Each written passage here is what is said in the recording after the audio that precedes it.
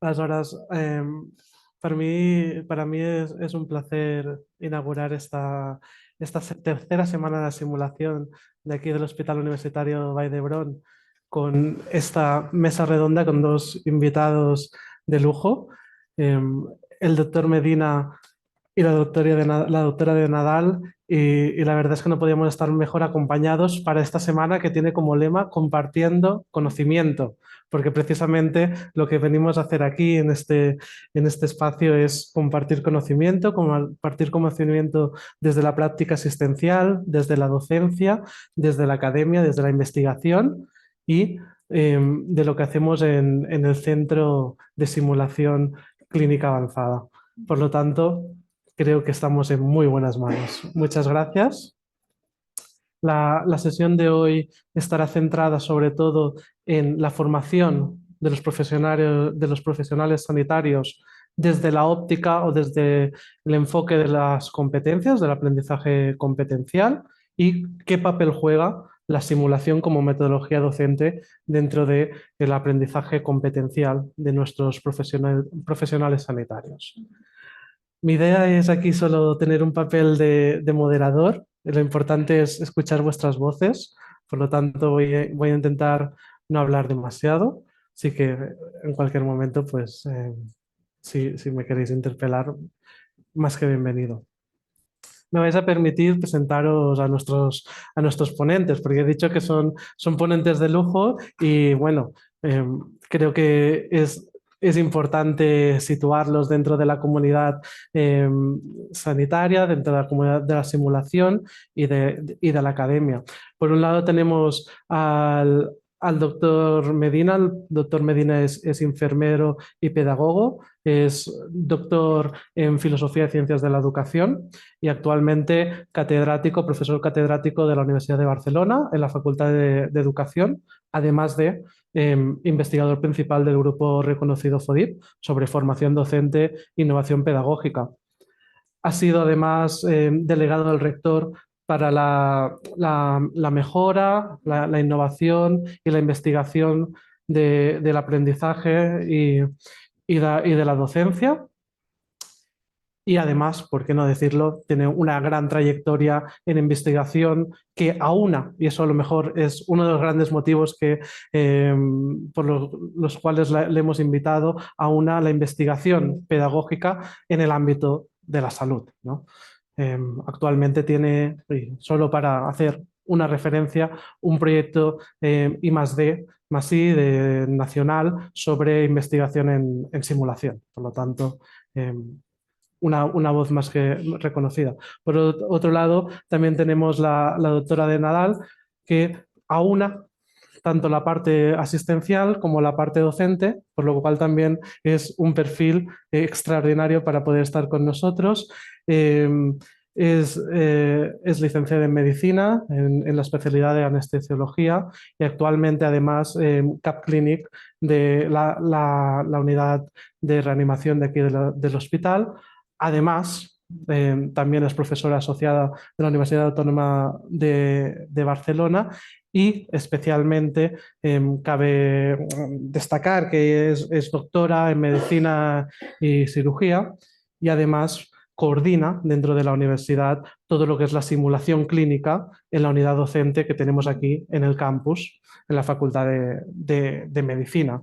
Además, ya que hoy vamos a hablar de la formación sanitaria especializada, también reseñar que ha sido tutora acreditada dentro de su especialidad, lo cual también pues, creo que es importante reseñarlo. Es importante reseñarlo porque nosotros creemos la importancia de que unir todo el seguimiento, la formación sanitaria, los tutores, las tutoras, con la simulación como metodología docente.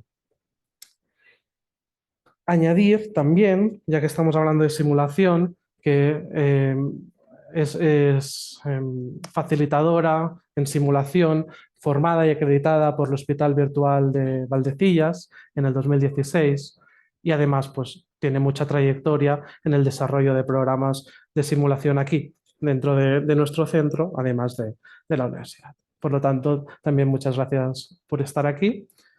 Y yo creo que podemos ya empezar a hablar sobre la formación sanitaria especializada, la formación inicial de los futuros profesionales del ámbito sanitario y del papel que tienen las competencias en, en todo este entramado formativo.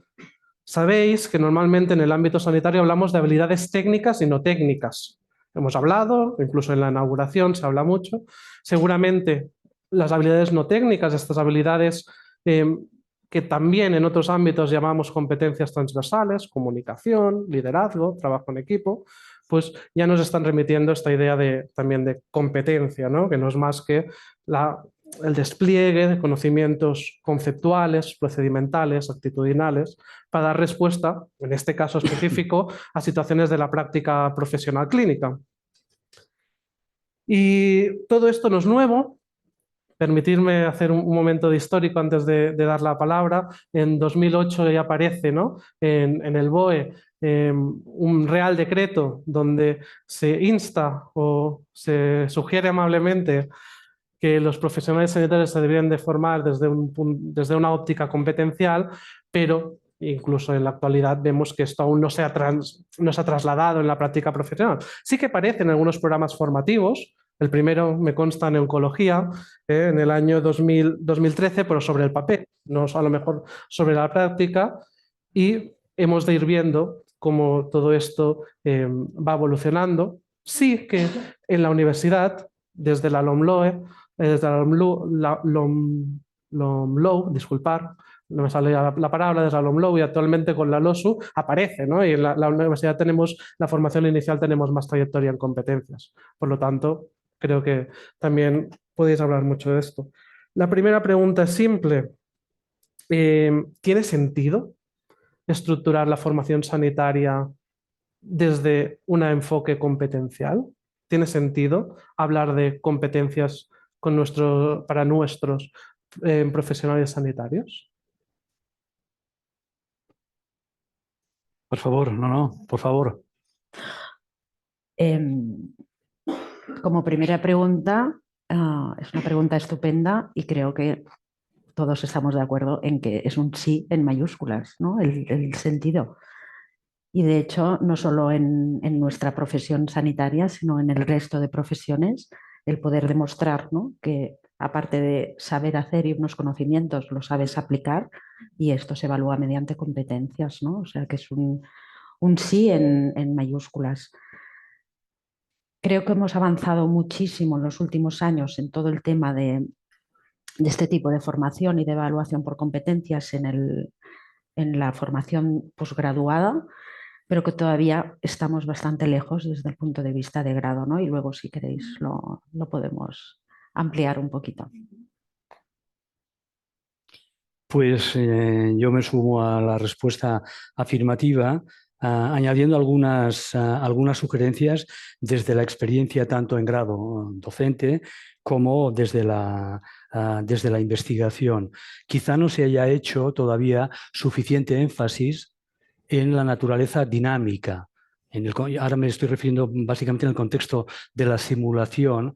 Convendría quizás repensar de nuevo o aceptar al final, en base a la evidencia disponible, que una competencia no es un resultado que se alcanza y es irreversible, no es una habilidad que permanezca estática, sino que se va transformando lateralmente a situaciones clínicas similares, se van haciendo una serie de transferencias, ella misma se va completando, se va extendiendo como consecuencia de la propia experiencia clínica. Pero el asunto está en que en ocasiones en la simulación, como hay unos objetivos en la sesión muy claros, puede llevarnos el contexto formativo puede llevarnos a entender que aquello es un resultado de aprendizaje finalista y que ya se ha alcanzado y que ya nos podemos quedar tranquilos. No es así. La competencia requiere, y creo que deberíamos pensar también en introducir en su conceptualización, la variable tiempo. Para explicarlo y que ustedes me entiendan bien, les voy a mostrar algunos ejemplos de los estudios que ya tenemos que comparan los sistemas, el razonamiento clínico, para entendernos, entre un estudiante de sexto, una persona que haya probado el MIRI SR1 y una persona adjunta en un campo clínico determinado. Cuando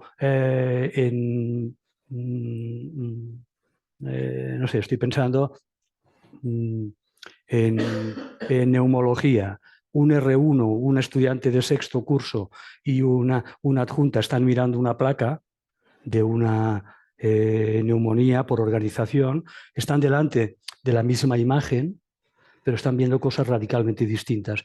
Ya es de sentido común lo que estoy diciendo. Claro que sí. Y esto es la variable temporal, conocer casos, procesos de distinción, de apreciación cada vez más finos, que hacen que el razonamiento clínico se acerque cada vez más a la realidad, digamos, de lo que hay en la placa. Son como, imagínenlo, redes de pesca donde la persona adjunta, porque ya tiene mucha experiencia, es una red muy densa. Y cuando, imagínense, si estamos pescando, lanzamos una red al mar, pero que es muy densa, cuando la sacamos, extrae cuerpos biológicos, digamos que incluso microscópicos, algo que no se ve a simple vista. Un R1 todavía, por su falta de experiencia, todavía, ya vendrá, tiene una red, imagínense una red de pesca, es una red cognitiva, es lo que le permite desde ahí dialogar con la realidad que está estudiando o que está la asistencia. Redes que tienen una distancia de 1 metro entre cada uno de los nudos. Cuando eso lo lanzamos al mar, solo extrae objetos macroscópicos. Con el tiempo esa red, con la relación con los casos, se va diferenciando. Van generándose nuevos conceptos, pero esto se requiere, es un proceso de años. El problema está que cuando cambiamos de escala dentro de un debriefing y hablamos de cuestiones como brecha de conocimiento y cerrar la brecha de conocimiento, podríamos, sin quererlo, incurrir en un error de prisa, de tener demasiada prisa. No, es muy complicado, a eso que llamamos cerrar la brecha de conocimiento, porque tú enuncies o valides que la estudiante o el profesional ya formuló la idea correctamente, todavía requiere mucho tiempo para que se haga el nudo. De manera que nuestra sugerencia desde la investigación sería que en estos procesos de debriefing, pensarlos en una escala temporal, la simulación más larga, los programas, darles más tiempo para que las personas puedan precisamente hacer todo ese trabajo de estructuración que requiere un entorno, como muy bien hacen ustedes, como el de la simulación, pero requiere sobre todo tiempo también para estructurarse. Entiendo, por tanto, que en tanto que la competencia, ¿no?, tiene distintos niveles de desarrollo, tiene mucho sentido estructurar a nivel competencial en los distintos niveles, ¿no? A nivel de formación inicial, en grado, hasta finalizar, pues, hasta sexto de grado, durante la formación sanitaria, la residencia, como la formación continuada, ¿no? Y me consta que precisamente, doctora de Nadal, estáis haciendo este vínculo, porque habéis reforzado la formación en simulación en los últimos años del grado y después lo estamos también trasladando o dándole continuidad durante la residencia. Mi pregunta es, ¿estamos viendo o estáis viendo que la simulación como metodología formativa está ayudando a este desarrollo competencial a lo largo de estos distintos niveles? Sí, de hecho, este continuum, ¿no?, del que hablábamos entre todo lo que conlleva la formación sanitaria, desde que empiezas en grado, ¿no?, hasta después posgrado y toda la vida profesional, ¿no?, que nos vamos formando, es difícil porque tú entras como docente, entras en un punto determinado y no sabes la experiencia de estos alumnos, ¿no? Muchas veces algunos han tenido suerte y han tenido mucha formación en simulación durante el grado. La mayoría de ellos, ¿no? Cuando acaban el grado y han hecho muy poca formación por simulación, y luego nos encontramos que según qué especialidad, ¿no? Tenemos muchísima formación o menos, ¿no? Y este continuum, que es difícil también como, a lo mejor me estoy yendo de tu pregunta un poco, pero es difícil de entrar como docente, ¿no? Porque muchas veces no sabes la formación específica que ha tenido el alumno en aprendizaje por simulación. Y dicho esto, y contestando a tu pregunta, nosotros desde el rectorado en el 2017 se recibió el encargo de cambiar un poco lo que era el grado de medicina de la UAB para introducir todo el tema de simulación. Esto fue largo porque nos reunimos el curso 17-18 con todos los departamentos, con el vicedecanato de calidad, con toda la comisión de grado, etcétera. Y lo que intentamos hacer era, a través de los propios profesores y de los propios profesionales, ir listando un poco las competencias que creíamos que el alumno de grado debería poder adquirir mediante simulación. No fue fácil porque si veis el listado de competencias, muchas veces trasladarlas en escenarios prácticos no es nada fácil. Vino la pandemia por en medio, etcétera, etcétera, todo se alargó y al final hemos podido introducir una primera asignatura, este curso, al sexto, que intenta pues englobar todo esto, todo lo que un alumno de grado de medicina debería saber al finalizar su formación, debería saber hacer. Estoy compartiendo con el doctor Bañeras la experiencia de este primer año y creo que de momento está yendo bien.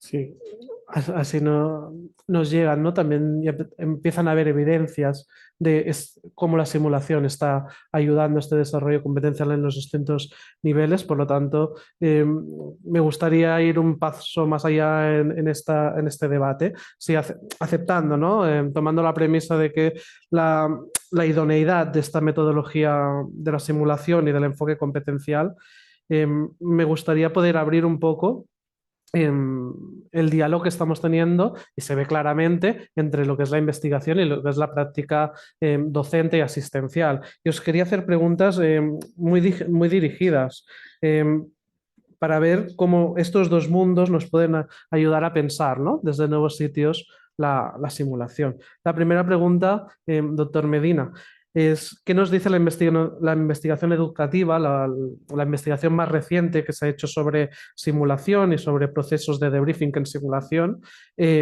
sobre la educación de los futuros profesionales sanitarios? Bueno, antes que sobre la educación, que nos dice del proceso de aprendizaje en el interior del debriefing, en esos microinstantes o en esos momentos en que, o en la simulación, las personas están tratando de responder a la situación en la que se les ha colocado y después dialogan con una persona ya, digamos que entrenada, tanto en el contenido del caso como en la dinámica de exploración reflexiva para hacer emerger los significados, las intenciones, los razonamientos de la persona en formación. Lo que sabemos, lo que estamos aprendiendo en los últimos 15 años es en parte desconcertante, en parte, porque está poniendo en cuestión algunas de las certezas que manejábamos respecto a cómo es ese proceso de aprendizaje en los momentos del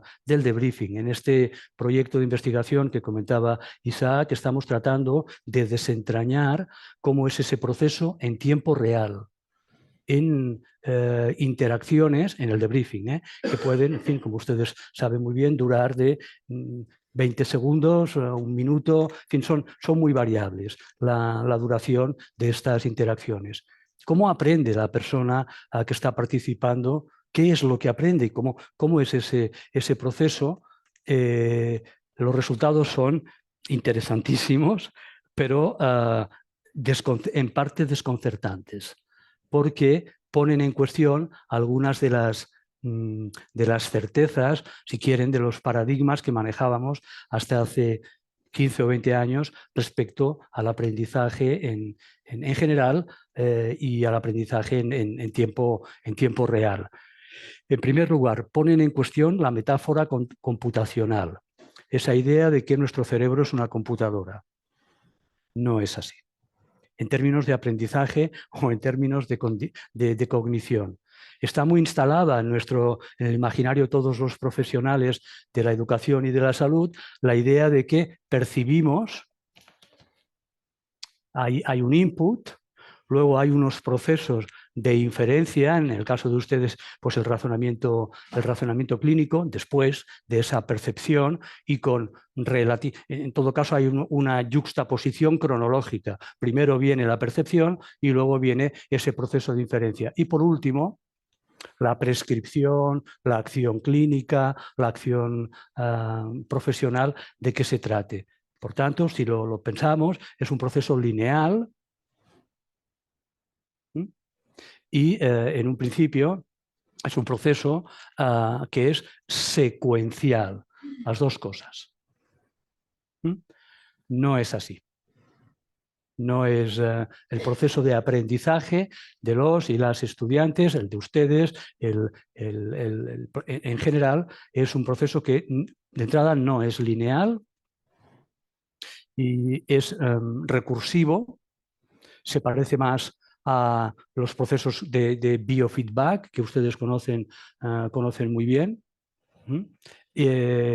Es recurrente, quiere decir que lo que en un momento determinado causa un aprendizaje es también de manera diacrónica afectado, la causa se convierte en efecto. Imagínense pues, el aire acondicionado, un sistema de retroacción el más simple, la causalidad circular más simple. Aquí aumenta la temperatura en verano, en esta sala, causa. El efecto es que empieza a entrar aire frío por un aparato, ¿verdad? Efecto. Pero ese efecto dentro de unos momentos se va a convertir en causa y aquello que lo causó va a ser el efecto en términos... Así se produce el aprendizaje. Miren, la mente humana, en términos de cognición, se parece mucho más. Y esto es lo sorprendente, pero creo que es una buena metáfora, por lo menos al principio, cuando mi capacidad de sorpresa no me dejaba examinar, en fin, qué significaban esos datos, porque yo me negaba, evidentemente, la metáfora era como yo había aprendido los procesos de aprendizaje, no me dejaba pues centrarme, pues quien trabajaba con las personas que investigábamos en aquella época, nos decían lo siguiente, aprender, pensar, se parece más a mantener la postura corporal o, más evidente aún, a ir en bicicleta, aprender, pensar. ¿Se parece más a eso? Que no a un input o a recuperar datos como recupera una computadora, datos ya elaborados, conceptos ya cerrados. ¿No es así? Ahora mismo ustedes... cualquiera de nosotros, estamos manteniendo una postura corporal con microcoordinaciones constantes. Nos estamos cayendo al suelo constantemente, pero si hay alguna persona de otorrino aquí que disculpe mi ignorancia, parece ser que constantemente estamos con microajustes que son ajustes de los ajustes, coordinaciones de las coordinaciones anteriores. Y si lo quieren más macroscópico, ir en bicicleta. Estás ajustando, o sea, continuamente estás haciendo microajustes de situaciones anteriores. Es un proceso que no es lineal y que se entiende mejor de esta manera. Es un proceso sistémico al final y que el estudiante, la persona en formación, va tratando de ajustarse, de sintonizarse a esa realidad que no conoce todavía, ni en la simulación de manera suficientemente clara, ni en el debriefing. De manera que aprender supone coordinar, recoordinar, coordinaciones inmediatamente anteriores. Y ya para acabar, no me extiendo más, tampoco es cierta la idea de que primero percibimos y luego pensamos, de que la percepción es un proceso pasivo, como si ahora mismo mis dedos, la sensación o el color que yo veo fuese un proceso unidireccional, nada más lejos de la realidad. Sorprende también pensar, y cuesta imaginarlo, que cuando ustedes están en un debriefing escuchando una pregunta o una contribución de una estudiante o de un estudiante, lo que ustedes van a decir, lo que ustedes acaban diciendo, no empieza a estructurarse después de que han terminado de escuchar a quien intervino, no,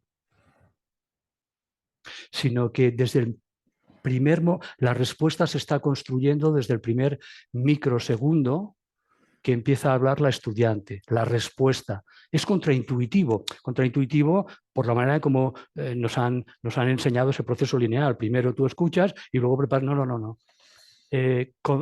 Percepción, lo que estamos escuchando y nuestra respuesta se despliegan mutuamente y en interacción, mutuamente. La respuesta está ya elaborada justo cuando acaba de terminar de hacer su exposición la estudiante.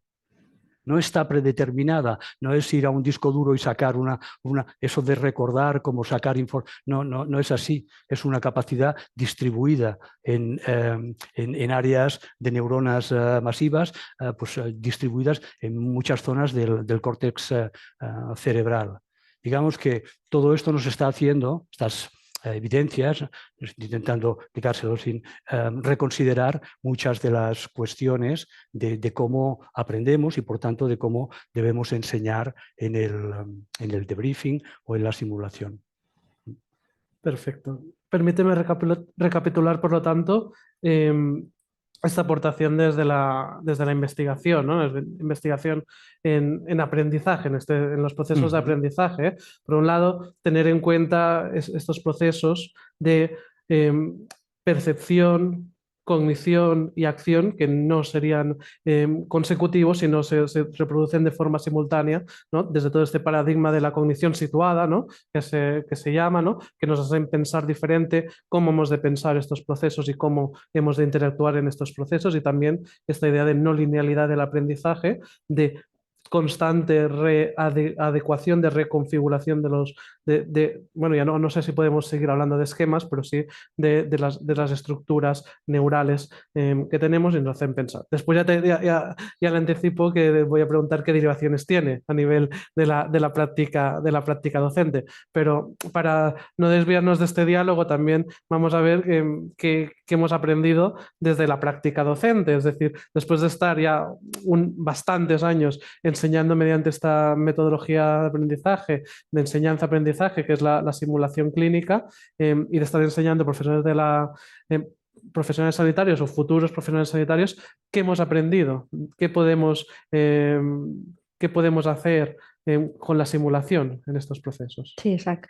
Yo, si me permites, antes de responder, me ha encantado y a la vez me ha asustado mucho esta reflexión desde el punto de vista de investigación, ¿no? Porque intentar como docentes nosotros, ¿no? Y sé que lo hablaremos luego, pasar todo esto a nivel práctico, no sé vosotros, pero para mí es no difícil, ¿no? Dificilísimo, ¿no? Y pensar cuando voy a contestar al alumno si tengo la preconcebida antes, es muy difícil, y de aquí un poco creo la dificultad, no para mi generación, que la hemos tenido, sino también de intentar en los profesionales que ahora se empiezan a dedicar a la docencia, profesionales sanitarios en general, de poder ofrecerles, a lo mejor no a este nivel, pero sí un poco de conocimiento de cómo debemos enseñar y qué necesitamos para enseñar.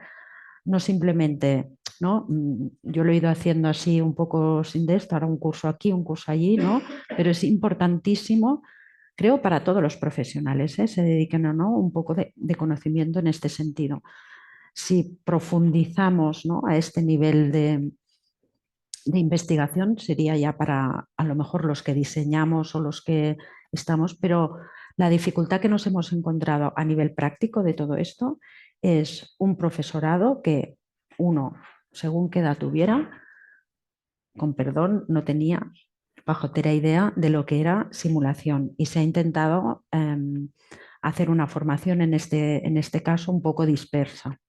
No ha habido, para mi entender, a nivel de grado, una cosa organizada y con sentido, ¿no? Al final, dos, quien tenía algo de idea, porque por la especialidad anestesiología empezamos a hacer el problem-based learning desde hace mucho tiempo, ¿no? Cuando nosotros habíamos recibido una formación muy teórica, se nos empezó a enseñar a tutorizar a residentes y posgraduados en otras metodologías que nosotros no conocíamos y nos fuimos introduciendo. Pero, en resumen, un poquito, lo que quiero decir es, uno, como siempre en todo, ¿no?, la dificultad de pasar de la teoría a la práctica en todo esto. Dos, que como profesionales sanitarios todos deberíamos tener cierto conocimiento, nos dediquemos o no nos dediquemos a esto, porque al fin y al cabo siempre tendremos un compañero al lado y siempre estaremos enseñando, ¿no? Desde que entramos, cuando estamos en segundo de lo que sea, ya estamos enseñando al que tenemos al lado en primero, ¿no? Yo creo que en general todo el mundo y sobre todo los que nos dedicamos a docencia en este continuum que contaba antes. No sé si he respondido a tu pregunta. Sí, totalmente. Más o menos. Y tanto, y tanto. Y de hecho, permítame también que recapitule un poco, por lo tanto, por un lado aparece esta necesidad de formación específica, ¿no? Tenemos profesionales que tienen un gran conocimiento disciplinar en la materia, en la parte, el conocimiento sanitario, y que incluso pueden tener experiencia docente, sí, conocimientos pedagógicos incluso, pero que también deben formarse en esta metodología y querer formarse, ¿no? Hasta aquí parecían ya algunas resistencias. No sé si has podido identificar resistencias, cuáles son las principales resistencias a transitar hacia este tipo de metodologías. Bueno, todos hemos oído la frase aquella que es muy distinto saber hacer que saber enseñar. Y todos conocemos gente que es buenísima en su quehacer diario desde todas las profesiones sanitarias y que luego les intentas ver cómo enseñan y son incapaces de hacerlo, ¿no? Ahora me he perdido. ¿Me has preguntado? Sobre las resistencias que están Sí. expresando. Esta gente muchas veces no tiene resistencias, pero se le ha de enseñar. Es decir, y hay veces que gente que se piensa que por saberlo hacer muy bien va a enseñar muy bien y no. A lo mejor esta gente depende también un poco del grado de humildad de cada uno, ¿no?, en esto, o del grado de motivación que tenga para ser un buen docente. A esta gente acaban siendo, pero les tienes que dar las herramientas y sobre todo, pues diferenciar entre el saber hacer, ¿no?, y el saber enseñarlo, ¿no?, que es muy, muy distinto. Hay gente que a lo mejor no sabe hacer muy bien una cosa, pero es fantástica explicándolo, ¿no? Hablábamos el otro día de enseñar a suturar a un alumno, ¿no? No, puede ser lento y todos conocemos cirujanos que son lentísimos cerrando, ¿no?, pero son buenísimos luego cuando intentan explicar a un alumno cómo se hace paso por paso, son súper docentes en esto, ¿no? Pues esta sería la principal dificultad. Yo creo conocer y desde la humildad saber que por mucho que sepas de una cosa, no eres el mejor profesor del mundo, ¿no? Creo que este punto es interesante, ¿no?, de cómo transformar y también el punto de la humildad, ¿no? Creo que eso también es importante, la predisposición, ¿no?, la parte actitudinal que hay para poder hacer este cambio de paradigma, este cambio de posición. Me consta también que desde el ámbito de la investigación educativa hay bastante literatura en relación a los saberes docentes y ese tránsito, ¿no?, de que cómo se puede transitar o elaborar este conocimiento necesario para la práctica docente. No sé si hay algún comentario relevante. Intentaré ser muy breve. Lo que comentaba, dos cuestiones de las que comentaba la doctora Nadal, tiene toda la razón. El tener un buen conocimiento clínico asistencial no habilita para saber o ayudar a otros a que lo aprendan. Hay cierta independencia entre el conocimiento pedagógico y, digamos, que la práctica clínica, ¿no? Eso es cierto, pero por otra parte, comentaba la doctora de Nadal el tema de cómo formarse, de cómo nosotros yo en mi caso, descubierto, en fin, gratamente el enorme nivel de desarrollo pedagógico que hay en el campo como mínimo a nivel escrito. En las publicaciones, una profundidad pedagógica en algunos de los desarrollos que para si quisieran algunos contextos, digamos, académicos de la educación. Existe muchísimo desarrollo con mucha profundidad pedagógica que, bueno, pues como todos los campos disciplinares, quizá pues, se pueda beneficiar de los que hacemos investigación o de lo que hace la investigación al respecto. Por ejemplo, esta cuestión del tiempo y cómo se aprende a ser un buen facilitador o una facilitadora, primero con la humildad, desde luego, con la experiencia y también siendo acompañado por otras colegas como más expertas en el campo. Pero lo mismo que significa acompañar a un igual, a un colega, que igual que cuando se acompaña durante el debriefing a un estudiante, y esta es otra cuestión que hemos ido aprendiendo después de la investigación, de años de investigación sobre el aprendizaje, respondiendo también a la demanda de la doctora de Nadal de qué aplicaciones prácticas tiene todo esto. Francamente, yo aún no las acabo de imaginar. Porque son hallazgos relativamente recientes, 15, 20 años, pues 1 o 2 años que estamos encontrando cosas que bastante trabajo tenemos con buscar marcos ya escritos, teorías que nos permitan interpretar aquello pues, de manera adecuada. Ahora les hablaré del léxico que estamos utilizando, de la terminología, pero lo que hemos visto y que tiene una clara derivación práctica es que el concepto de error que manejamos en la enseñanza profesional, en el debriefing, en parte es equivocado. El concepto de error es erróneo en parte, porque eso que llamamos error es un fenómeno pues como más que tiene varias caras, es poliédrico. No es que alguien tenga un vacío conceptual, un error, perdón, un razonamiento inadecuado, la inferencia que hace no se basa no conecta adecuadamente, no interpreta adecuadamente la evidencia, que también, pero en la formación, cuando alguien está formándose, la otra cara de la moneda, de ese vacío conceptual, de ese problema en el razonamiento clínico, no la habíamos visto hasta muy recientemente. Y es la siguiente: ese razonamiento clínico, ese inadecuado, esa laguna de comprensión o de interpretación, es también un acto de exploración. Es un sondeo exploratorio. ¿Qué ocurre cuando perdemos una vía? La persona tiene experiencia, pero la vía, sea una vena bailarina, pues se ha ido de allá. Ustedes, en algunas especialidades más que en otras, pues tienen mucho conocimiento de cómo eso se resuelve. Saben el protocolo, tienen además una inteligencia táctil, hay teorías, estamos empezando a considerar teorías, en fin, de que la piel también es un órgano cognitivo. Y esto, seguramente que muchas personas que trabajan en dermatología tienen una dimensión no conceptual, no abstracta, pero da respuestas a situaciones, interpreta y da respuestas a situaciones. Perdón, el caso es que cuando se te ha ido la vía, Tú estás delante de una situación relativamente nueva y quieres resolver el problema. Acción 1,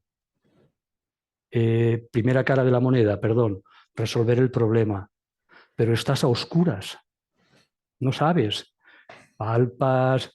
Bueno, la primera acción, extraes unos milímetros la aguja y imaginas la flexura del codo en 4 cuadrantes. En fin, estos son informes de personas que que es como aprendemos, perdón, metodológicamente cómo investigamos esto, mediante técnicas de think aloud, de pensar en voz alta, lo mínimamente diferidas en el tiempo posible. Justo cuando ha sucedido este hecho, en la reanimación o donde fuera, y entrevistamos inmediatamente, si lo hemos podido grabar, a la profesional.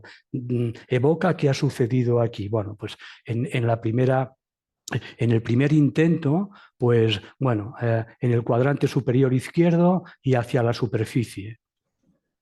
Ese gesto es enormemente complejo porque implica un conocimiento de anatomía, de casos previos, es enormemente complejo. Y es lo que llamamos una hipótesis de comprensión. ¿Estará ahí? Yo quiero resolver el problema, primera cara. Pero quiero también, toda acción, un diagnóstico, un tratamiento, pues tiene estas dos caras. En este caso es inmediato, porque la persona está a oscuras, la profesional, y emite su primera hipótesis de comprensión, la primera. ¿Por qué le llamamos así? Hipótesis porque es lo que es. ¿Estará ahí la vena? Sí, claro que yo quiero resolver el problema y quiero ingresar otra vez donde debo, pero no sé exactamente si lo voy a poder conseguir. Hipótesis. Y de comprensión porque ante la supervisión de una persona experta, mi movimiento le está diciendo a la experta cómo yo estoy entendiendo esa situación, cómo estoy comprendiendo esa situación. ¿Qué ocurre? Imagínense que esta noche llegan ustedes a su... Así están los estudiantes en el debriefing, vaya, así. ¿Qué ocurre esta noche? Imagínense que esta noche cuando llegan ustedes a casa, donde introducen la llave en la puerta, de ya sea abajo en la calle o en un piso, se ha ido la luz y no tienen batería en el móvil para iluminar allá. Ustedes conocen muy bien el protocolo clínico de introducir una llave en una cerradura, pero están a oscuras. ¿Qué hacen entonces? Dos cosas y no una. Para entrar en casa, exploran, palpan, cierro los ojos para que me vean, parece que aquí abajo a la derecha está el orificio, muy bien, y primera hipótesis de comprensión. Imagínense, y vamos al debriefing, que justo en ese momento, y tiene que ver ahora con la cuestión de la seguridad psicológica, justo en ese momento reciben una descarga eléctrica o un golpe en la mano, justo en ese momento. Ya no entran en casa. Desarrollarán lo que sucede en entornos de debriefing en pregrado y en entornos de aprendizaje de pregrado. Las estudiantes desarrollan lo que denominamos una subordinación estratégica. Subordinación estratégica. Hacen un aprendizaje a la carta, como que han recibido un refuerzo negativo, aunque sea muy sutil, puede ser una ironía. Cuando en el siguiente debriefing estarán más preocupadas, o en la siguiente tutoría, de adivinar lo que ustedes están pensando para decirlo y no recibir ese, digamos que refuerzo negativo, que para examinar sus propias ideas y teorías. En todo caso, eso que llamamos error es imprescindible para avanzar. Porque si no puede titubear la estudiante, si no puede explorar ese mundo desconocido de ideas del caso clínico, del cual igual ni ha tenido experiencia en sus prácticas, lo que pregunta una estudiante, lo que responde una estudiante durante el debriefing en este caso, son estas acciones que son de doble naturaleza. Está tratando de dar un sentido. ¿Será esto? ¿Estará aquí la vía? Y así es como, si lo interpretamos en ese sentido, de que es bueno porque hemos de elicitar esas exploraciones sin las cuales no hay avance del conocimiento, esa red permanece siempre con nudos de 2 o 3 metros entre sí, no se va alimentando. Y pese a que la misma Jenny Rudolph, con su debriefing con buen juicio, se avance esas cosas tan interesantes que ellos mismos comentan, lo que pasa después en la realidad del debriefing, cuando hablas con las estudiantes, cuando salen, en ocasiones sucede como una suerte de simulacro, por mucho que hayamos garantizado la seguridad psicológica, como se han sentido, como que hay que pensar de una determinada manera, como que el marco de significados ya está predeterminado porque lo que hay que aprender es eso y no otra cosa, a veces como que se nos va un poco la mano y no permitimos esa fluctuación, ese titubeo, por tanto, que permite al estudiante al final llegar. Fíjense, cuando miramos al microscopio, me estoy enrollando mucho, perdón. Bueno, ok, pues la idea es elicitar esas exploraciones, entenderlas como lo que son, para que el estudiante pueda al final hacer más densa su red conceptual. Yo entiendo que por mucho que nos formemos, ¿no?, en técnicas de debriefing, por mucho que lo hagamos, por mucha experiencia y por muchos años, siempre habrá alguna cosa que impida lo que acabas de nombrar, ¿no? Así es. Sea algo ya preconcebido nuestro, algo, y por mucho que nos enseñen que nuestra actitud ha de ser de escuchar, ¿no?, de estar, ¿no?, si lo he entendido bien, Sí. Un poco es muy difícil intentar no cerrar. Mucho, ¿no? Mucho, porque es que el cierre está ahí, es necesario. Hay unos objetivos en esa sesión, en ese curso y en ese programa. Y cómo, digamos que tratamos de combinar la necesaria fluidez o variabilidad. Es como lo de la pues los procedimientos que han disminuido la variabilidad clínica, asistencial. Eso es fantástico. Pero claro, llega un momento en que cuando se reduce tanto, el nivel de estandarización aumenta y la individualización ya no existe. Me refiero a los tratamientos clínicos, ¿no? Están tan estandarizados que es muy difícil, entonces, por tanto, descontextualizados de la dinámica diaria o de la evolución clínica de un paciente. Es muy difícil ese equilibrio, tienes toda la razón. Es como un problema filosófico, o sea, que no tiene solución y por tanto hemos de convivir con él. Pero si somos conscientes de su existencia, como que se maneja un poco mejor. Si somos conscientes de que está ahí. Sí, es difícil y la visión así un poco más negativa sería que es muy difícil todo, pero la visión positiva, creo yo, es que ahonda todavía más en lo que yo estaba diciendo antes, que si tenemos que diseñar para que un profesional que no tenga ninguna experiencia en simulación, tenemos que diseñar algún programa formativo para formarlo en esto, debemos tener en cuenta todas estas cosas más que a lo mejor hacer muchos meses, ¿no?, de formación, de cursos muy específicos. Es decir, que todo esto sería importante que lo pusierais como por orden de prioridades o lo que sea para hacer un poquito un programa formativo práctico de... Os pongo el ejemplo práctico. Nosotros teníamos más de 100 y pico profesores asociados que no tenían ninguna idea de cómo enseñar mediante simulación. Algunos eran relativamente jóvenes y otros ya estaban casi a punto de jubilarse. Intentar hacer un programa formativo para ellos, ¿no?, práctico, sin gastar muchos recursos, evidentemente, porque estábamos en una universidad pública y teníamos... Claro, empezamos un poco la casa por la ventana, ¿no? Ahí la casa por el tejado. Entonces nos iría muy bien que desde que se pudieran diseñar algunos programas de estos y que los pudiéramos adaptar, como he dicho antes, ¿no?, a distinta gente en distintas fases de formación sobre enseñanza por simulación.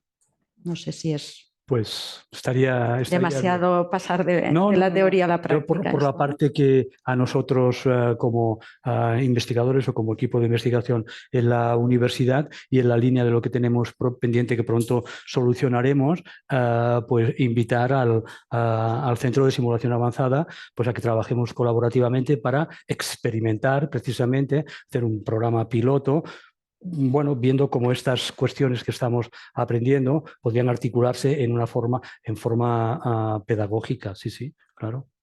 que hay que experimentarlo porque no lo sabemos todavía. Son hallazgos que algunos ni están publicados y que nos sorprenden. Tenemos que repensar en términos de un programa formativo cómo incluir algunas de estas evidencias.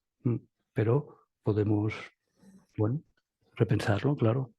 Si os parece, porque ya estamos entrando en la etapa final de este conversatorio, ya de forma hábil os estáis avanzando a cuáles son los retos, oportunidades que nos vienen por el futuro, ¿no? Como cabía esperar de dos ponentes de esta talla.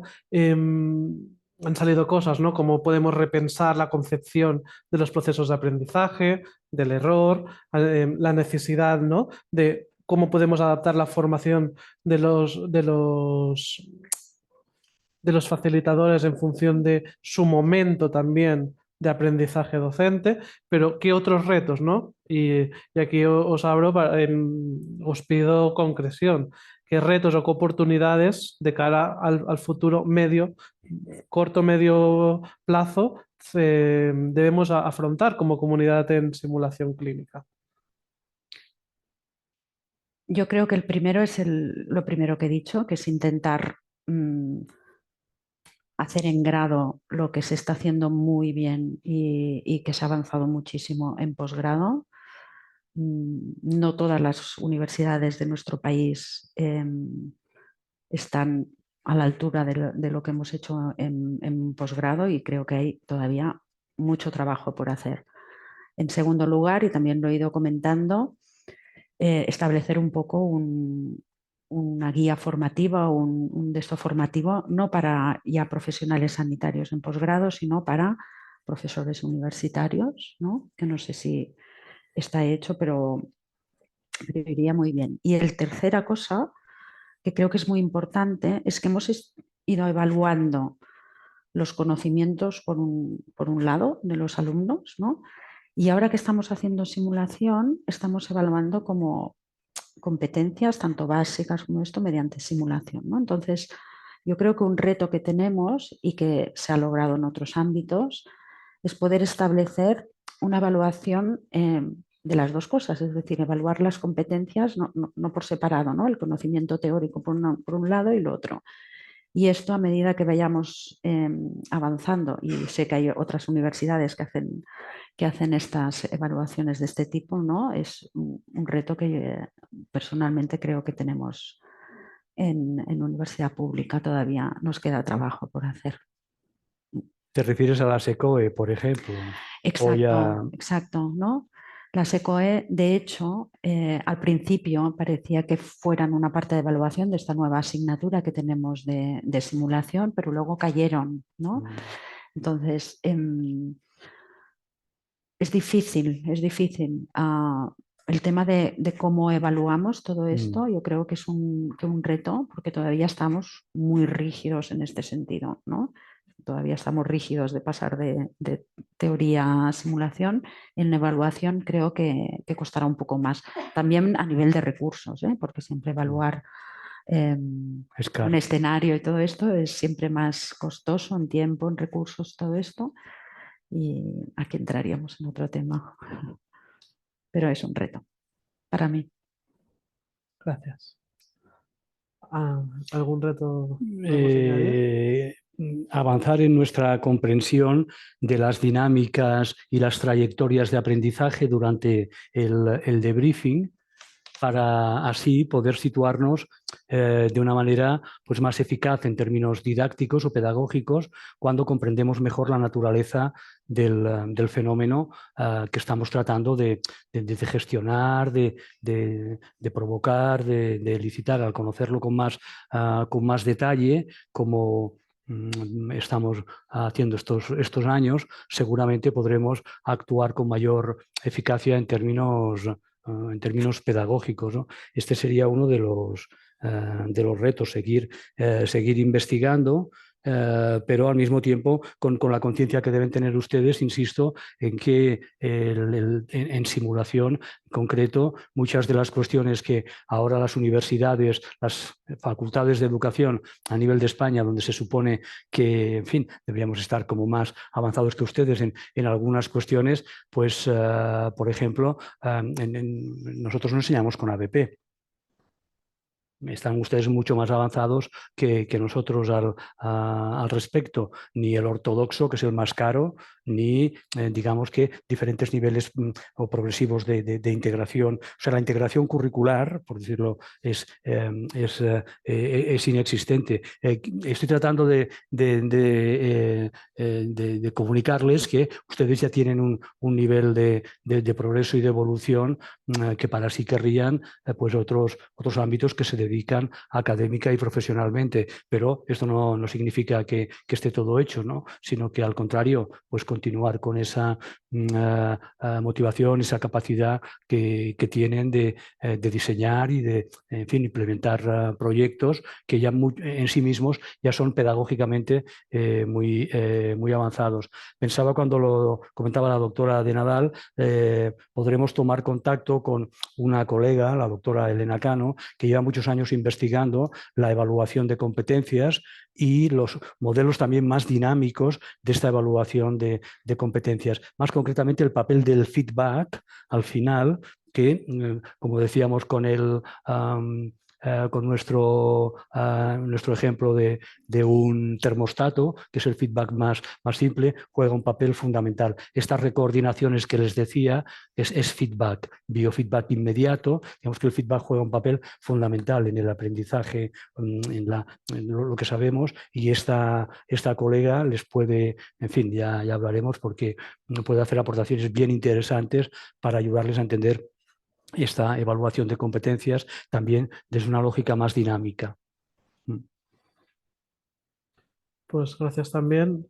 Creo que son retos muy importantes. Me vais a permitir añadir un último que precisamente creo que aúna lo que tenemos aquí en la mesa, que por un lado es toda la parte más asistencial, docente, y la parte más de investigación, que es el reto de evaluar o medir lo que estamos haciendo en términos de impacto, en términos de transferencia en la práctica asistencial, ¿no? No solo la investigación básica en los procesos de aprendizaje, sino también poder medir aquellas prácticas que estamos haciendo, ya sea en la formación inicial, en la formación de posgrado, en la sanitaria especializada, la formación continuada de nuestros profesionales en la práctica asistencial, ¿no? Que al final pues es la misión última, ¿no? Esta mejora también de la seguridad del paciente, de la práctica asistencial. Por lo tanto, también me gustaría ya que emerge, ¿no? de este espacio poner este reto encima de la mesa. Y creo que estamos bastante bien de tiempo, así que podemos abrir para, antes de cerrar la mesa, si alguien quiere hacer alguna pregunta o también un comentario, no tiene por qué ser en forma de preguntas, si así lo desean por parte de la audiencia.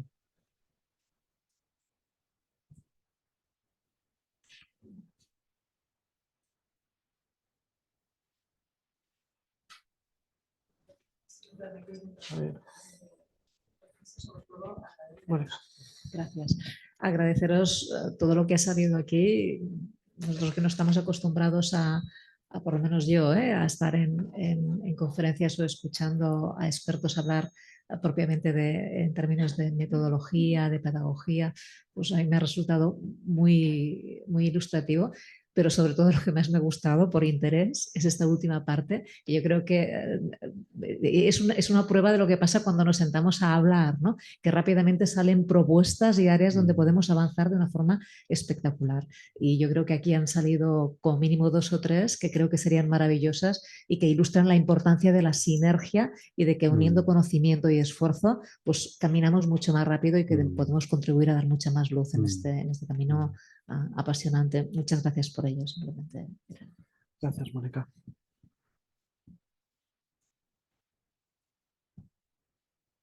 Gracias a los tres. Pienso que ha sido realmente una gran aportación, ¿no? Y de forma egoísta para nuestro centro de simulación, para nuestra universidad, ¿no? Para tener actos de mejora y poner encima de la mesa, ¿no?, de que tenemos una visión transversal, ¿no?, y salimos fuera del ámbito sanitario y esto no nos va a hacer crecer, ¿no? La doctora de Nadal expone retos, ¿no?, que tenemos hoy en día y las durezas que, ¿no?, lo que ha costado, ¿no?, a introducir simulación desde cómo, ¿no?, formar al profesorado, y por otra parte, ¿no?, el doctor Medina, ¿no?, nos aporta el conocimiento, ¿no?, muy avanzado de cómo estamos en el debriefing. Entonces, ¿no?, el encajar este engranaje, ¿no?, que hoy sea como ¿no?, una piedra, ¿no?, de un punto de partida, que de hecho ya lo venimos trabajando, ¿no?, con Isaac Kalduk, ¿no?, pero el hecho de poder, ¿no?, engranar, ¿no?, a la parte médica asistencial con la parte de conocimiento, ¿no?, pienso que nos mantiene al día punteros. ¿Para qué? Para al final no olvidar o no de que queremos impacto sobre nuestros profesionales y sobre nuestros pacientes, ¿no? O sea que esto no es esta mesa de diálogo, ¿no?, aporta algo. Yo pienso que no lo he visto en otras ocasiones y que pienso, ¿no?, que nos puede hacer crecer, ¿no?, de forma mutua. O sea que muchas gracias pues a los tres por vuestro tiempo y vuestra aportación. Gracias, Jordi. Gracias. Gracias.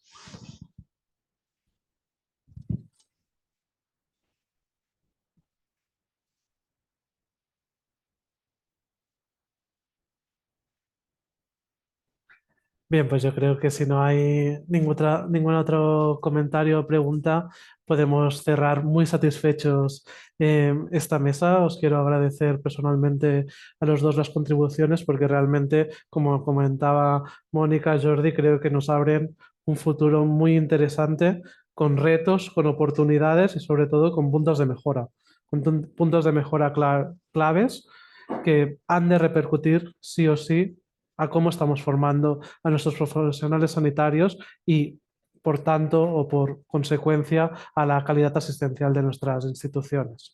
Así que cerramos aquí. También vamos a tener la grabación disponible para toda la comunidad en simulación. Por lo tanto, gracias por haber asistido. Es un placer y seguimos ahora con una visita en el centro, así que por favor no se vayan.